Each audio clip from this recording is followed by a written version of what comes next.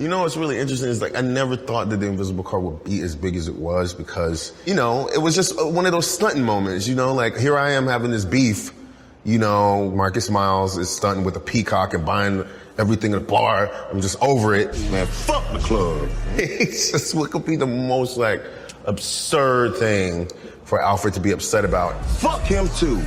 Hey, Marcus Miles is pretty cool, man. You know he got that invisible car. And I just think it's one of those moments of just like those trends where people are like constantly putting things on social media, be like, well, look at this, man. Even when I watch, I forget that it's coming up.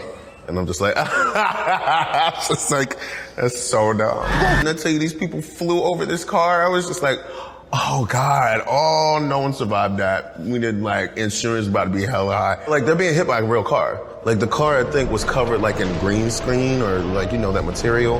Big ups to the Atlanta stunt teams because like it's not easy, especially if you're black and you're doing stunts. There's not enough of us out there, but they flew over this car. Like when you see those people flying, that is literally, I don't mean to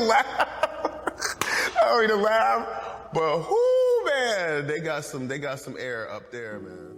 And now that it's over, I'll never be sober. I couldn't believe, and now I'm so high. And now I'm so high. And what is up, everybody? Welcome to another episode, Unfiltered Bachelor, the Breakdown series. I'm your host, Blake Weather. With me, as always, on this quest of knowledge for the series Atlanta is your favorite, or maybe not, your neighbor with the flavor, or maybe not, your guy on the fly, or maybe not. It's Jeff. Definitely not on that one. What's up, Jeff? How you be, buddy? Hey, I'm good, brother. I'm, another week, another couple episodes of Atlanta, and just kind of doing it, surviving the Rona, and enjoying ATL here, you know? I was just going to say, before we were talking right here, it does put a smile on my face to be able to do these episodes every week. And I don't think either one of us are barred from the Rona feels, whether it's family, friends, and stuff. Like, it definitely, we were just talking about it slightly. Like, it kind of, we get, you know, it gets on us too. And it would, I think doing these things are important, not only for us, but for, I think, anybody that checks them out, listens, and tunes in each week. You know what I mean? Dude, you're totally right. I know it's just a little thing, but having something to watch, something to look forward to every week, even just every day, you know, it's helpful. There was some show on Hulu, Utopia Falls. It was only okay. But hey, it gave me something to do for a couple of days there. So, yeah. You know? Yeah, man. And Atlanta is way better than only okay. On that note, Atlanta is way better. We have this episode entitled The Club. I keep saying entitled, but I guess it is. Titled The Club. It's all about Paperboy. Gotta get that Paperboy. That Paperboy. Jeff, normally I have facts and stuff. There weren't a whole bunch of trivia for this episode. And one piece. Yeah, there was one. Go ahead and if you have it, please go ahead. Because I just kind of dismissed it. So at the end of the episode, the guys end up at a diner just grabbing some food, which, by the way, is really the hallmark of a great night out. Oh, yeah. Real drunk, having some diner food at the end of the night. Like, it feels like slightly like if you've ever, some people, like you do Waffle House at the end of the night, Whataburger, or Kirby Lane. For sure, right? Like those three stick out in my head. Or an IHOP, no? Yeah, I mean, for sure. Like if you don't have those, I'm just saying, like for Austin or like, you know, anything like that. Like that's when I saw that. It took me back to that. You know what I mean? Oh, fuck yeah, man. I remember in college we would go visit. So I went to ISU, which was a smaller state school in Illinois. But sometimes we would go down a little ways to visit U of I, which is the bigger state university. And dude, that place would get so crazy on the weekends that they had to have a police presence at the IHOP. Oh, fuck. At 2 a.m. for when we all stumbled in drunk. That reminds me of like that's what Whataburgers do. They usually have pre-Rona, right? They'd have a cop there at some of them, like the ones that get busy. Like it's crazy. I think that's also for the cars that are in both drive-through lanes at once. You know? Facts on facts. they're at a diner at the end of the episode, and while it's not the same diner, because the second I saw it, it's so familiar. I pulled up the music video, but it reminds you a lot of the diner from Sweatpants. Yes, it's exactly what I thought about. And it's meant to. Yes. And Hiro, who directed this episode, he also directed Sweatpants. It's very so, intentional. Yeah, it's definitely a callback to that. Very intentional, and I love it. What was a rating? Can you pull the rating up for this episode? Do you have that in front of you? Indeed, I can, sir. One moment, please. Jeff is our official fact checker. I love It's this. all he's got. Let's be honest, guys. The only reason I bring him on is because I don't feel like Googling shit. All right, so I want to. Oh, this is interesting. I want to start by reminding you. Last episode, BAN 9.3 had a 9.3. This one, the club, 8.7. It's not. Yeah, I totally get it. Like the thing is, I can get behind that because BAN is a standalone episode. Mm-hmm. You don't have to be familiar with the show at all to turn that on and be able to really fucking enjoy it. Yes. This, if you don't know the show, you're just not gonna. No, you can't get anything out of this episode. I agree with that. Mm-hmm. I totally agree with that. On that note, Jeff, since you got the microphone hot and ready like a Little Caesar's pizza there, what were your Warm it up, homie? top 3 takeaways on this episode, man? I want you to start us off. All right, so number 1, when we get Darius, this is the most upset we've ever seen Darius, which I love because he's still not that upset. Right. So you remember, he gets out of the little VIP section. He goes off, and as he's leaving, he stops and he talks to the bouncer and stuff. Which super Darius move, just to have like a little, like, oh, I'm gonna get to know this guy real quick. Walks away. And I think it's hilarious that he goes, all right, I'm going to go watch some people smoke. That's how he says that. And he comes back real close, and then the bouncer just won't let him back in. And the part that I found confusing is, so obviously the bouncer won't let him back in because he just doesn't have the right wristband. And that's upsetting for Darius because the guy literally just had a conversation with him. He knows, But in the bouncer's defense, it could have been something like, someone let Darius in there right when the bouncer wasn't looking, before the bouncer came on. If I were him, I would totally make the same call. Mm-hmm. The part that did confuse me was why Darius doesn't just point over to Paperboy and go, yo, Paperboy, yo, Al, You're right. Because Al's right there. That would have gotten him back in. But the best part is, so now Darius is upset. And he just gets in and doesn't get in the bouncer's face, but he gets closer to the bouncer. He just goes, all of this is meaningless. And that's it. That's upset Darius. Yes. And I loved it. I loved that so I love that, much. Because that's just on that same Darius. scene, on the same scene when he's like, remember we did the thing. Yeah. Because they had a whole conversation. They had a whole conversation. And also, the bouncer's like, you can't come in here. You don't got the right wristband. And Darius goes, well, I got this. He goes, that's a purple wristband, and you need a yellow one to get in. And Darius goes, well, I don't have a yellow one. I got a purple one and I got a red one. He holds up his hands, and the bouncer goes, dude, I don't even know what the red one's for. And Darius goes, super Darius. He goes, huh? Me either. Yeah, me neither. And just gets like far off on Darius style, and it was just so great. And I mean, you know me, man. If it's Darius, I love it. Yeah. So that's your guy right there. So I thought that was, and it's just.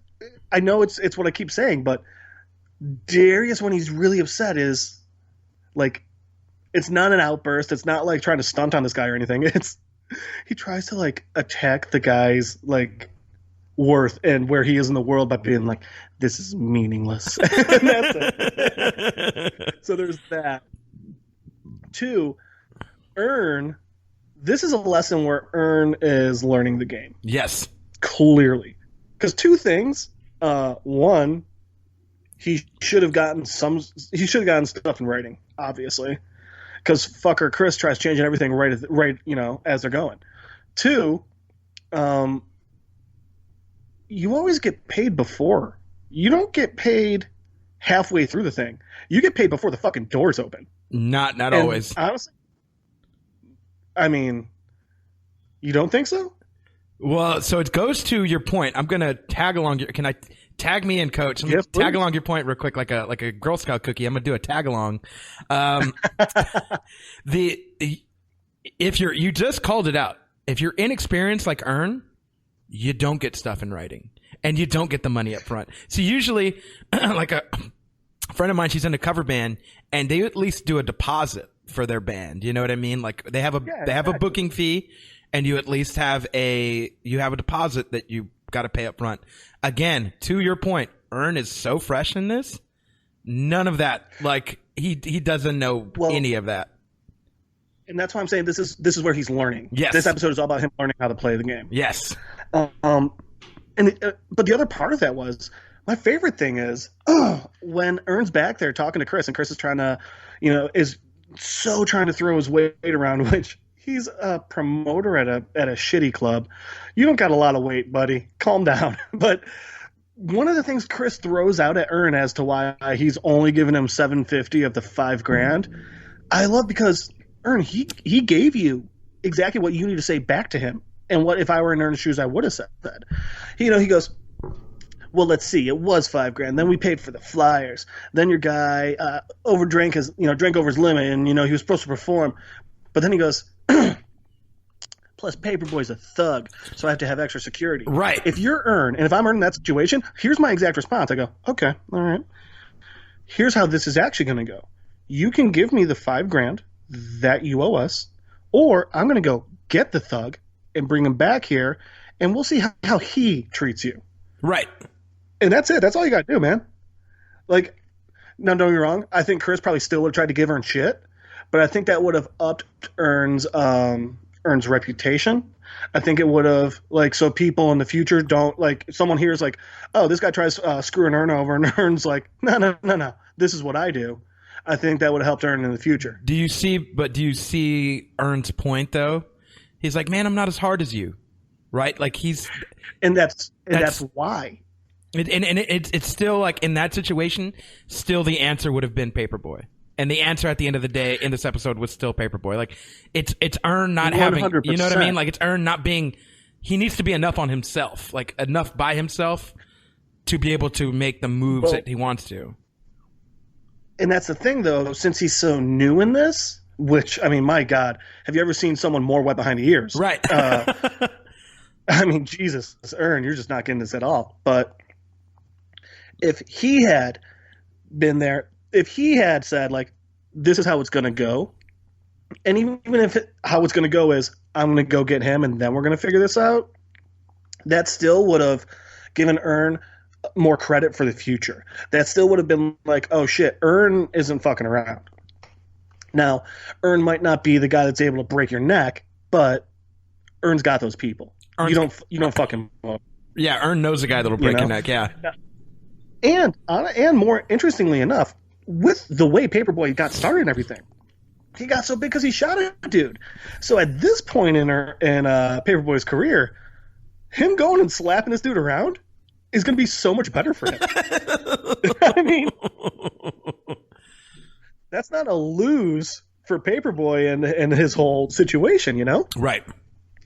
And I just think it's so funny that this little bitch promoter is trying so hard to stun on just to screw him over for such a stupid point. By the way, look at the amount of people in that goddamn club. $5,000 after door cover is nothing. No. And that's not even anything on drinks. No, you've got Let it go, man. You were choosing the wrong hill to die on here. Yes, you're fucking over the wrong person, the wrong motherfucker today. And also, let's not forget, if you start building a good career with Paperboy, when he really starts taking off, they're gonna remember you.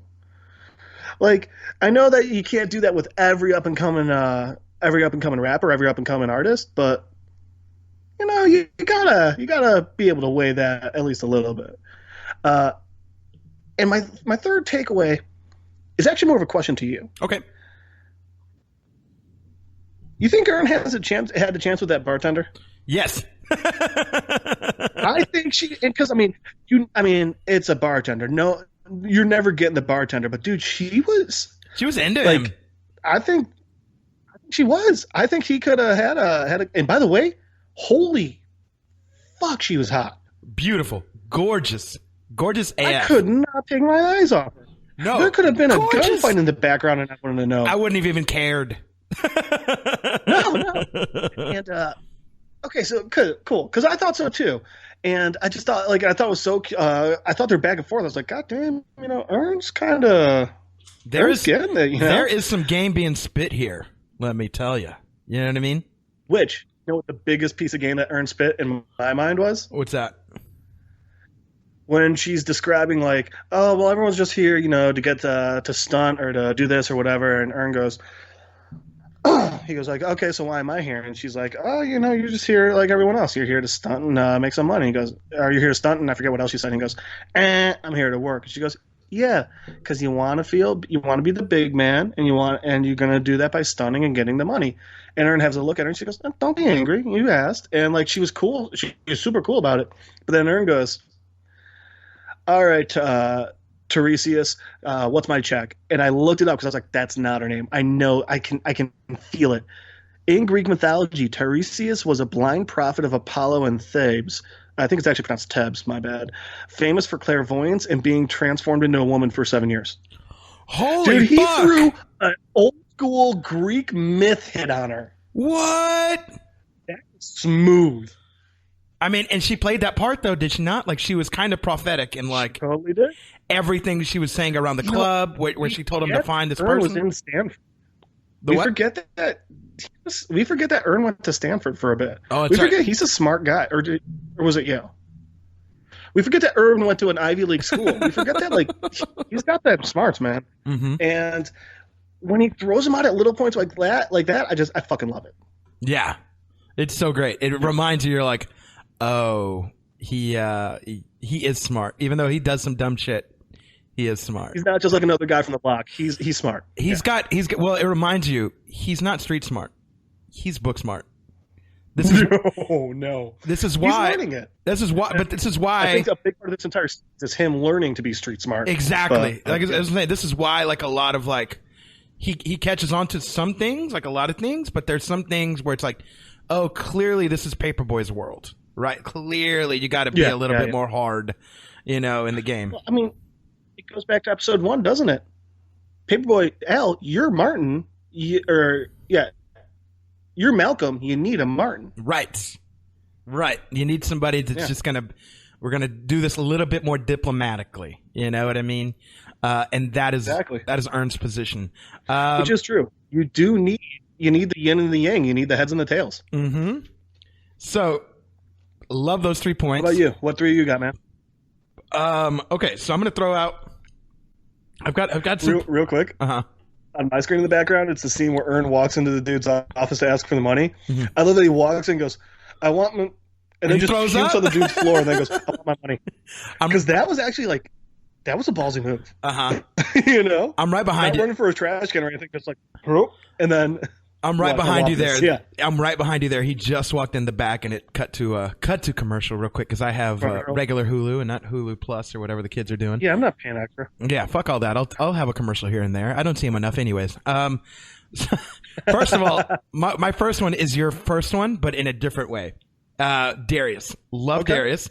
He has some of the best lines in this episode, and the 2 ones that stuck out to me was the first one was where he's like, I get free drinks. I'm that guy. 20% of my drinks are always free. And he's like, what do you mean? And he's like, and I felt Darius. I am that guy. Like when I go out, like people give me shit for free. Like you're that guy, and you don't know why you're that guy. You never try to be that guy. But like you're like, oh yeah, remember, hey man, here's one for you. And you're like, yeah, sure, okay. Like you never turn it down, but this episode made me think of why I'm that guy and why you're that guy and why Darius is that guy. Because we're real fun to talk to, man. Yes. And we'll just go into a conversation with you. And the thing is, we'll get a conversation with anyone, not expecting anything. And I think that's why we're that guy. That's beautiful. I love that. So yeah, free drinks. I'm that guy. And then also, this is meaningless. This is meaningless. It ties into. I'm gonna hold that. Let's hold that line. I want you to take your hand and just hold that line with me. Everybody out there, put your hand out, grab it, make it into a fist, hold that line with me because I'm going to carry it to By my... the way, real quick with that line, Uh-huh. how about the dude right before he goes out to smoke, the dude just walking up and handing him a shot and just Yeah. keeps on going. Exactly. He's like, here you go, man. This one's for you. He's like, yeah, thank you, man. So we're going to hold that line. We're holding that line because this is meaningless. Hold it. Because this is, my second point is the whole thing in this club dealing with image. That's what this episode is about, is dealing with image. Let's go through a few quick points so that way we can let our hands go and come back to that line by Darius. We have the girl who at the end of the episode when Paperboy's like, yo, we should, exchange contact information. She's like, yeah, you can follow me on Instagram.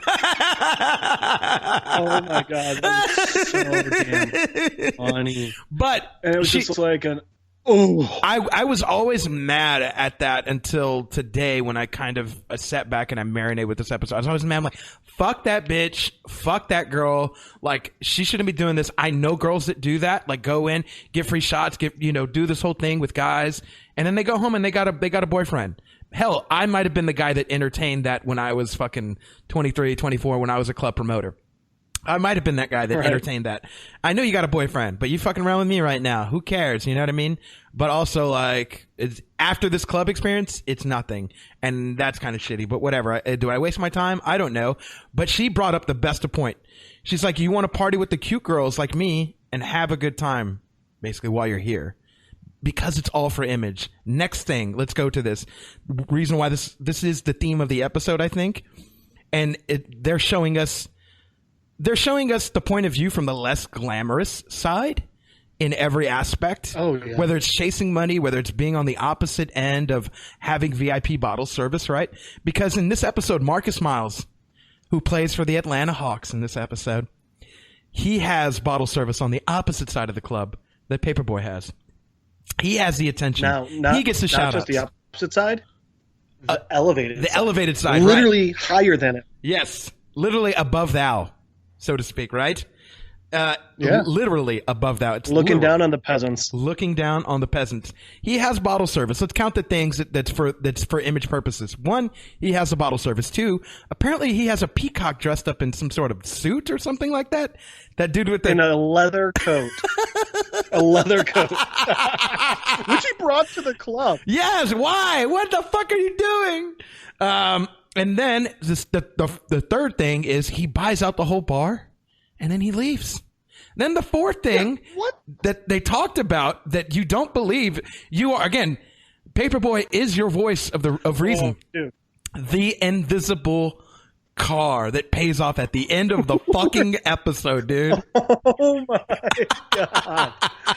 That was the funniest part of the episode. in my Yes. mind.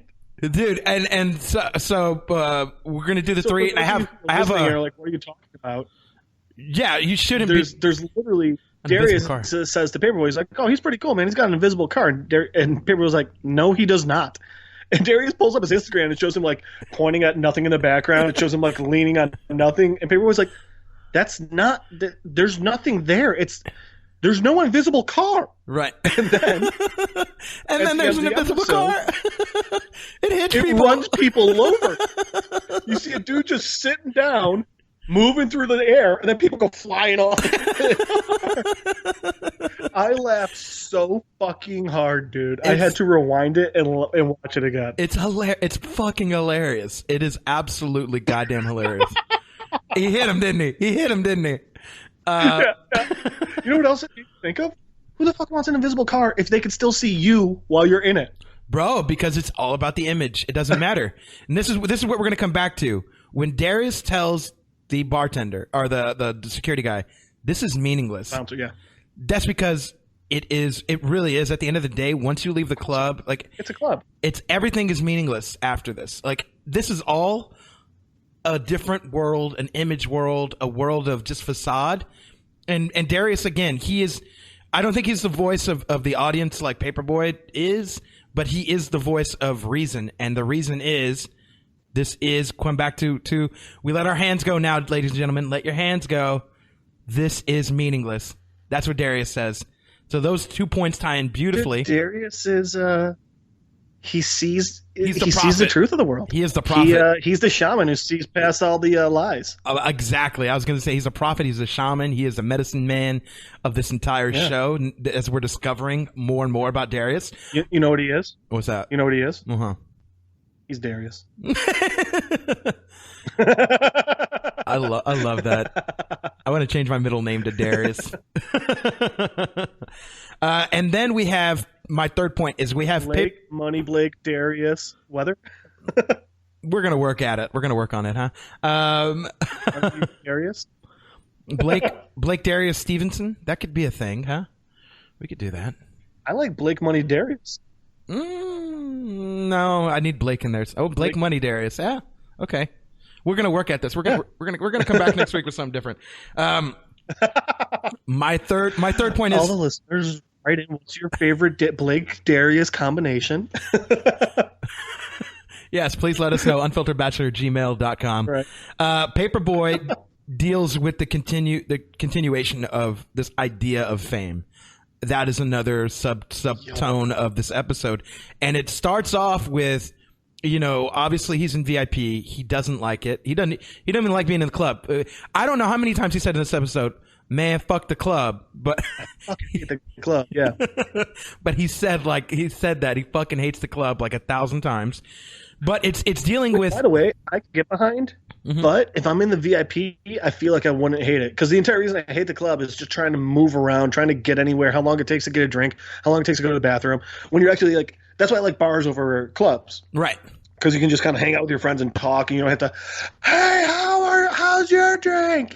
Right. And when you're in the VIP and you're all kind of with each other, it's kind of the opposite of that. Right. It's supposed to feel. And even then, that's the thing. Even dealing with this, what's supposed to feel glamorous for people, it's not, man. Again, we're seeing the image side from a point of view of that's actually less than glamorous.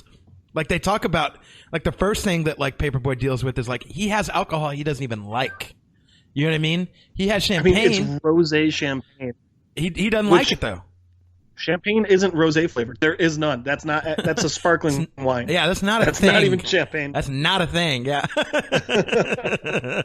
But he doesn't. First of all, he doesn't like the alcohol. He just overall the feel. I don't want to get too in the weeds, but he has this feel of uncomfortability. He's just not comfortable. And then two, get down there, chop those weeds. Yeah. Well, two, you have that guy that walks up, and I love that whole interaction. Hey man, you're Paperboy, and he's like, no, I'm not. And he's like, yeah, you are, man. I know you. He's like, man, why you ask? Then why'd you even ask?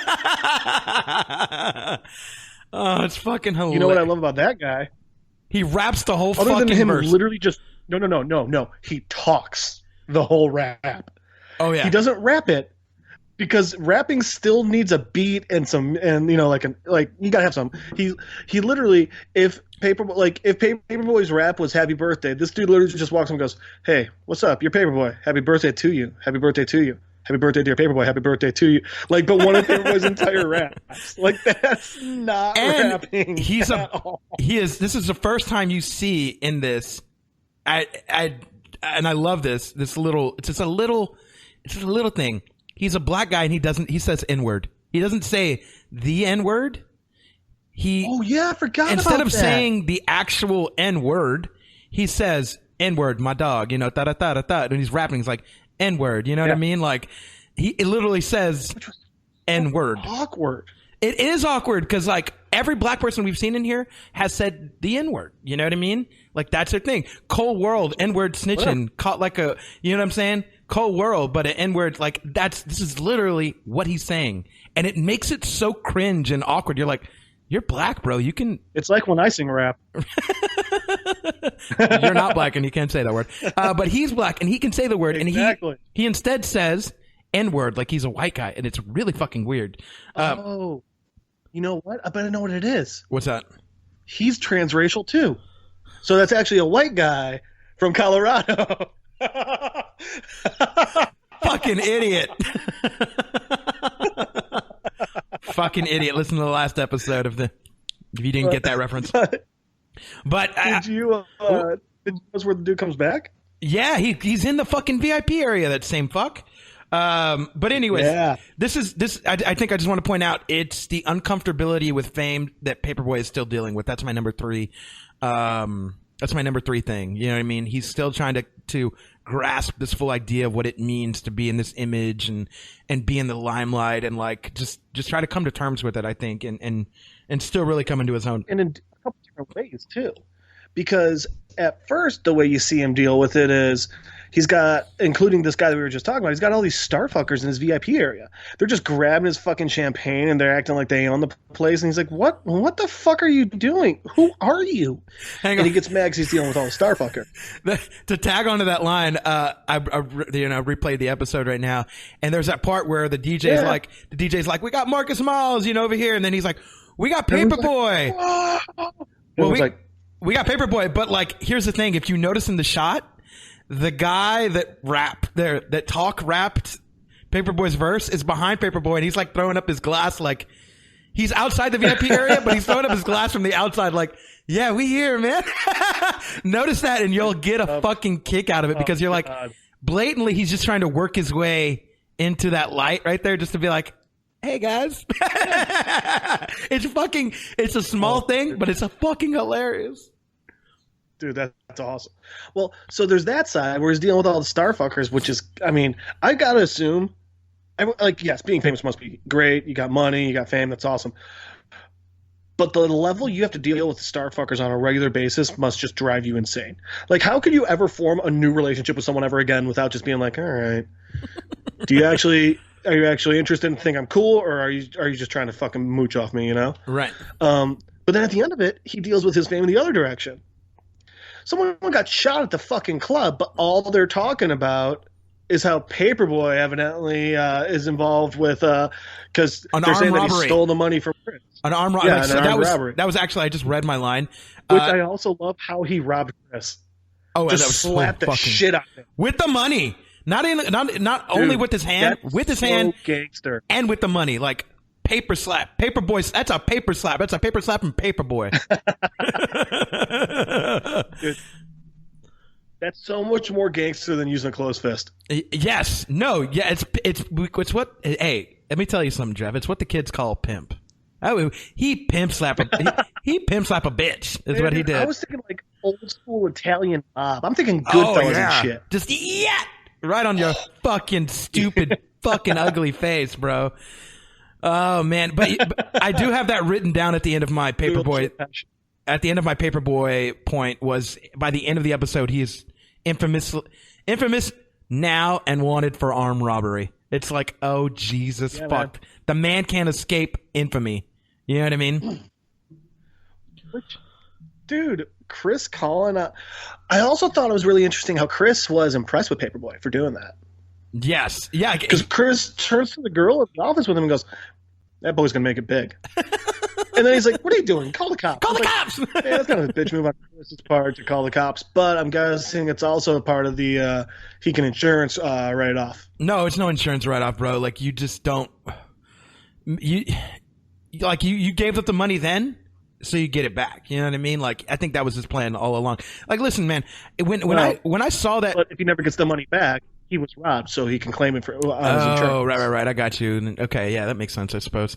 Yeah. I was going to say, Chris reminded me a lot of shitty, like, bar owners and managers that I've had to deal with.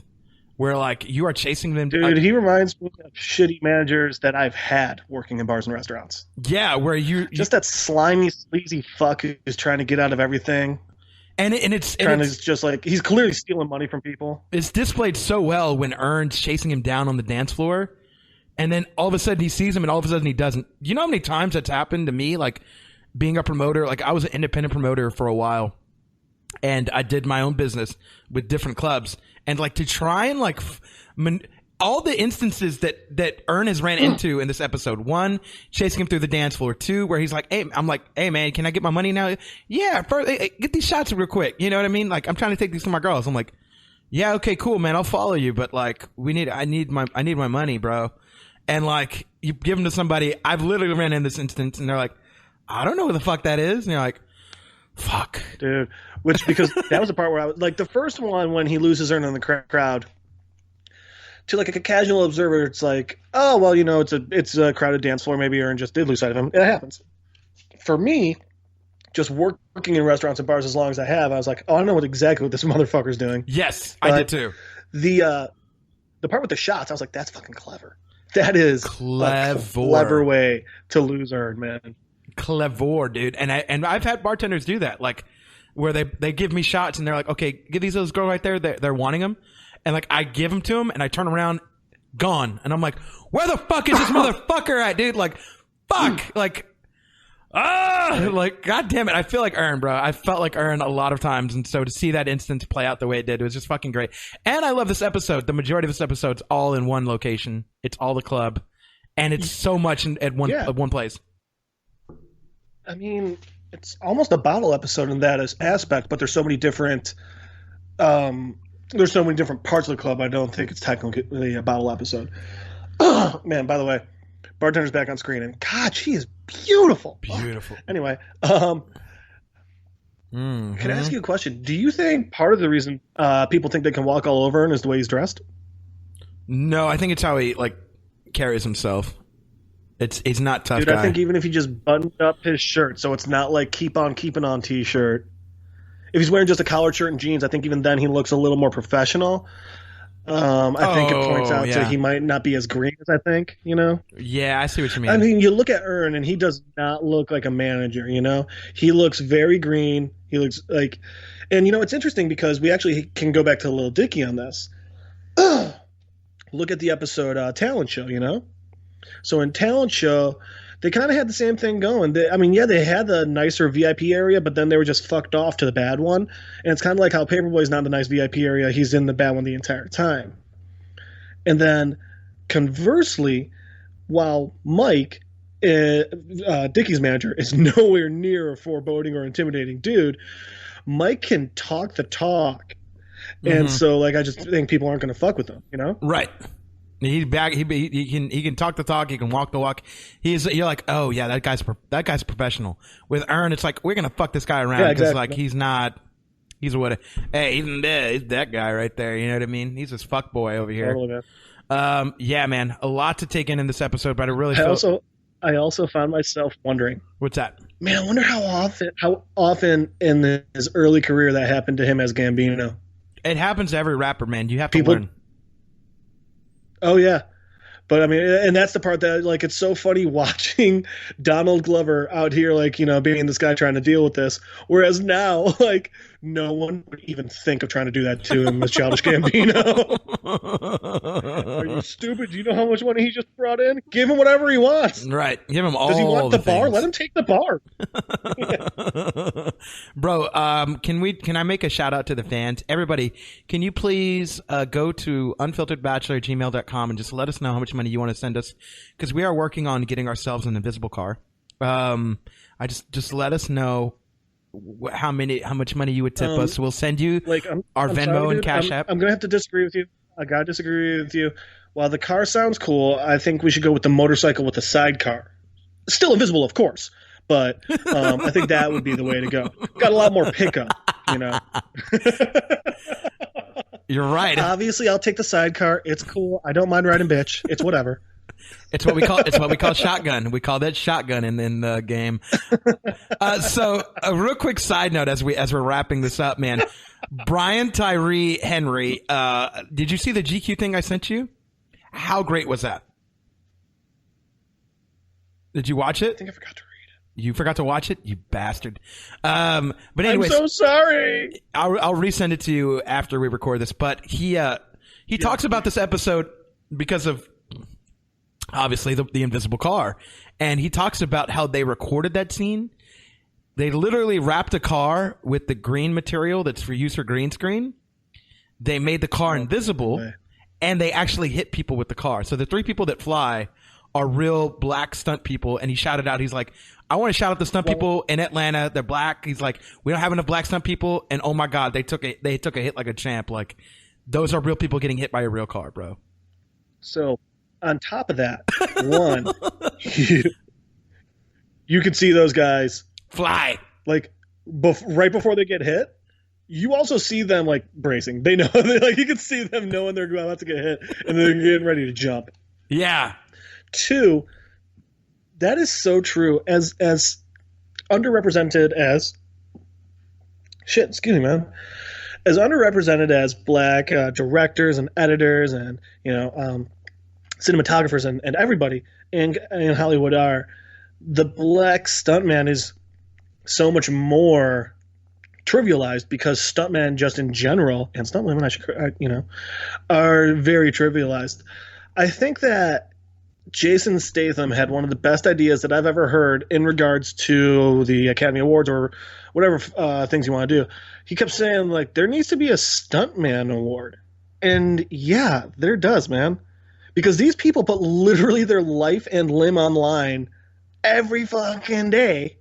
And they deserve some goddamn recognition, man. Absolutely. I can agree more. And I think Jason Statham, he feels the pain because he's been a stuntman. He's done stuntman work. I think like early in his career. That's how he got in. Yeah, early in his career doing martial arts and choreography and shit like that. Like there's been so many actors that are, you wouldn't think of it, that are like they play tough guy roles now, but like kind of came in that way, like the hard way, man. And it's just crazy to think. Ray Park is a great example, stunt guy. You know what I mean? Yeah. And it's honestly it's dangerous work. We had someone die on Deadpool 2 doing a stunt. What stunt was that? It was a motorcycle stunt that actually Zazzy was supposed to do as Domino. Oh shit! Her stunt woman in one of the motorcycle scenes did not go well, and she died. No. They halted production for 7 days. Just like on the other one I remember is Triple X, right, with Vin Diesel, where the guy died on the bridge. Oh scene. My god! He slammed into the bridge and died. That was a bad one too. Yep.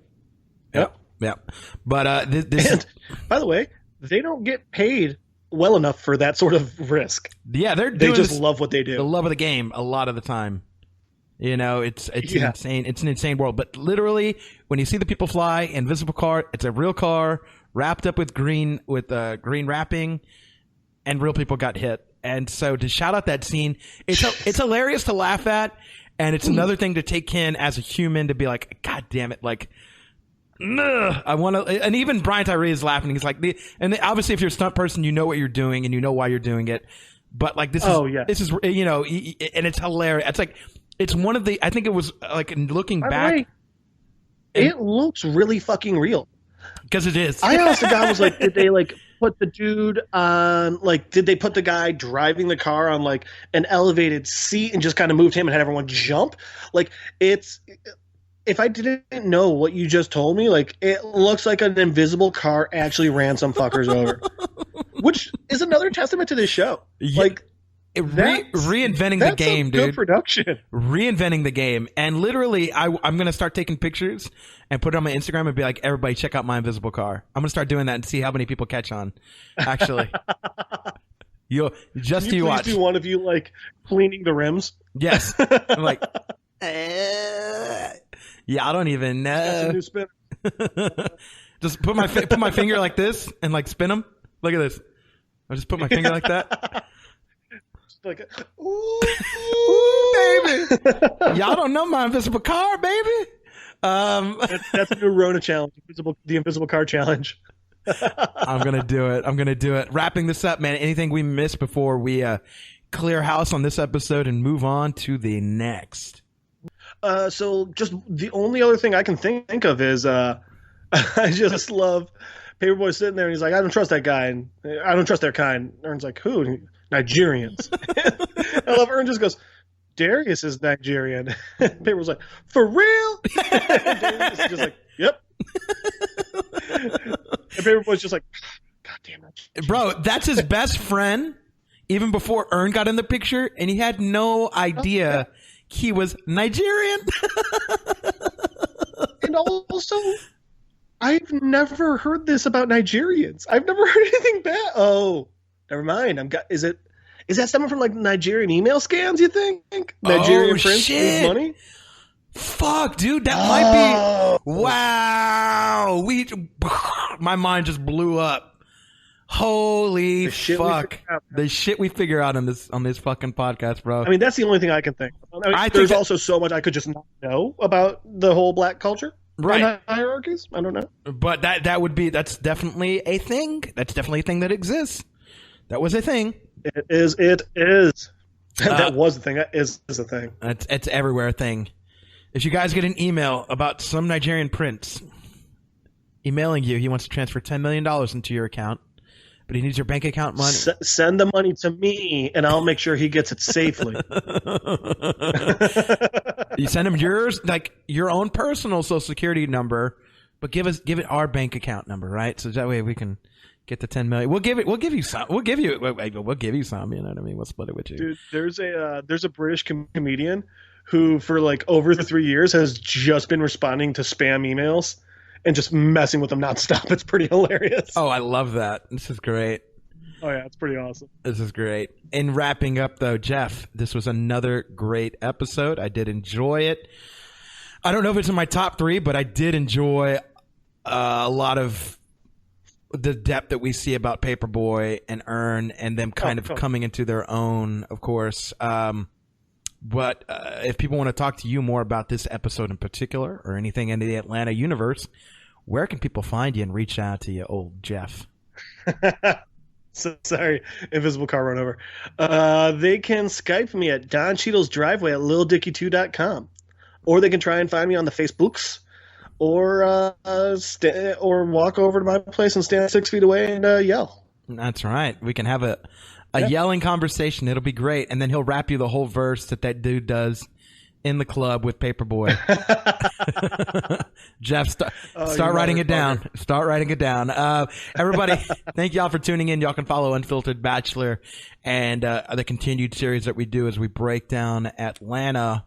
You can find that on Instagram, Facebook, Twitter. If you want to listen to it and not just follow us and see funny shit that we post, you could follow iTunes, Spotify, Stitcher, anywhere podcasts are. That's where we are. Or wherever you're listening to this, just go ahead and do me a favor. Click that subscribe button. If you haven't written a review, write a review on any app that you're on. That helps the show get seen by other people who are Atlanta fans, Unfiltered Bachelor fans, or just fan of Jeff's sexy voice. So whichever way you want to market. Hey, girl, hey. Hey, girl. What's your name is? Thank y'all so much for get that number for tuning in. And if you want to follow me, Money Blake Weather, find me on all forms of social media: Facebook, Instagram, Twitter, Snapchat. Money Blake Weather. Just type that in there. You'll find me. Thank y'all so much for tuning in and loving these episodes, whether it's morning, evening, afternoon. Until the next time and until the next episode of Atlanta, we will see you. Peace. Girl, what's your problem? 'Cause I know it's hard sometimes. Baby, just give me some time. Ooh, on and out, girl. We can solve them. If you just give me some time, I can open up your mind.